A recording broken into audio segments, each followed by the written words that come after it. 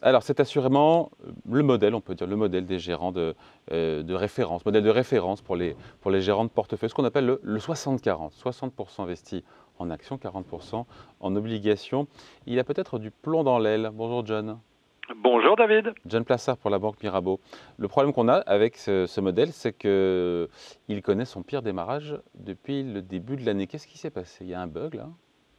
Oui, il y a un bug parce que lorsqu'on regarde les performances des obligations et les performances des actions, on voit que en fait, c'est leur plus mauvais démarrage depuis que la statistique existe. C'est-à-dire que les obligations ont baissé et les actions ont baissé en même temps. C'est extrêmement rare puisqu'on sait que normalement, il y en a un qui compense, en tout cas une partie, l'autre actif. Et donc ici, on voit que ce modèle qui était le modèle des gérants, même s'il avait perdu un petit peu d'appétit ces dernières années, eh bien, a connu son plus mauvais démarrage et son plus mauvais trimestre. Si vous prenez le dernier trimestre depuis 2008, avec moins 20%, ce qui est extrêmement rare dans un portefeuille qui est balancé.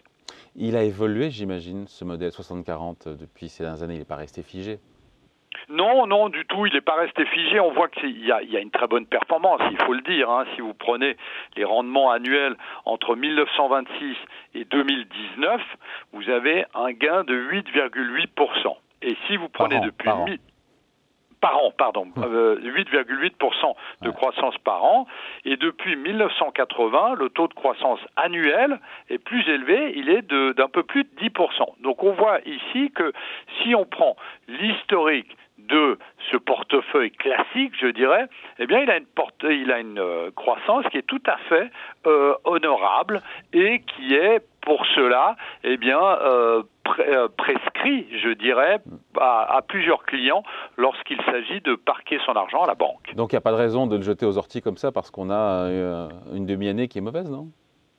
Non, du tout, mais on C'est une voit question d'époque, que... là. On peut dire que l'époque a changé ou c'est trop tôt? Parce que, encore une fois, arriver à des conclusions aussi définitives suite à juste 6 mois de grosses sous-performances, c'est pas un peu rapide, non?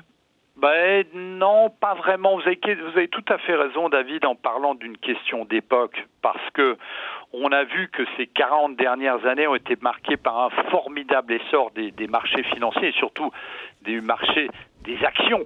Donc si vous avez un portefeuille avec 60% d'actions et 40% d'obligations, eh bien on a vu que évidemment ça tirait votre portefeuille vers la hausse, évidemment. Et donc, ici, comme je disais avant, depuis le début de l'année, évidemment, on voit que les marchés se sont effondrés.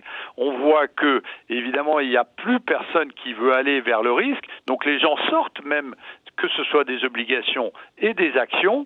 Et donc, ce portefeuille type est vraiment remis en question à travers le fait que les gens sortent des actifs risqués. Mais évidemment, ce qui est très important à noter, c'est qu'on est dans une situation au sens littéral du terme extraordinaire, puisque on n'oublie pas de dire qu'évidemment il y a eu le déclenchement de la guerre en Ukraine le 24 février dernier, et que nous sortons difficilement pour la Chine, mais nous sortons de cette crise historique sanitaire du Covid.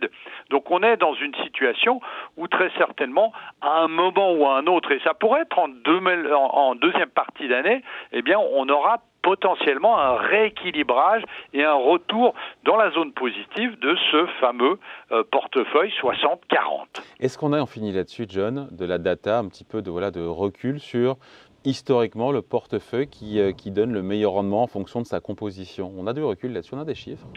Oui, tout à fait. Alors, ce qu'on estime, et c'est toujours dans la même idée qu'il fallait ces dernières années, où il faudra être plus investi en actions, c'est-à-dire qu'un portefeuille qui était entre 70 et 100% d'actions contre 0 à 30% d'obligations était celui qui fonctionnait le mieux. Alors évidemment, toujours dans cette idée que le marché des actions ne connaissait qu'un sens, c'est-à-dire la hausse, et donc on est dans une situation où si on prend avant, eh bien, on avait entre la Première Guerre mondiale, et les années 50, eh bien, cette performance était un peu moins forte si vous preniez du 70-30 ou un peu plus que 70-30. Et évidemment, la solution potentiellement, eh bien, c'est d'avoir un peu plus de diversification, c'est-à-dire de ne pas simplement se focaliser sur les actions et les obligations, mais pourquoi pas avoir une poche de métaux précieux, comme l'or par exemple, qui rentrerait dans ce portefeuille, qui serait potentiellement un nouveau portefeuille d'un 60, 30 et 10 en or, et pourquoi pas, eh bien c'est peut-être ça qui va faire foi dans la deuxième partie de l'année, et ces 12 prochains mois, puisque je vous rappelle quand même, David, que aujourd'hui la seule thématique dont parlent les investisseurs, c'est une potentielle rentrée en récession, et que historiquement, toujours, eh bien, l'or se comporte assez bien dans ces périodes de récession. Alors pourquoi pas en avoir un peu dans un portefeuille modèle du type 60-40, mais pourquoi pas du 60-30-10. Allez, merci beaucoup. Point de vue signé John Plassard pour la Banque Mirabeau. Salut. Merci David.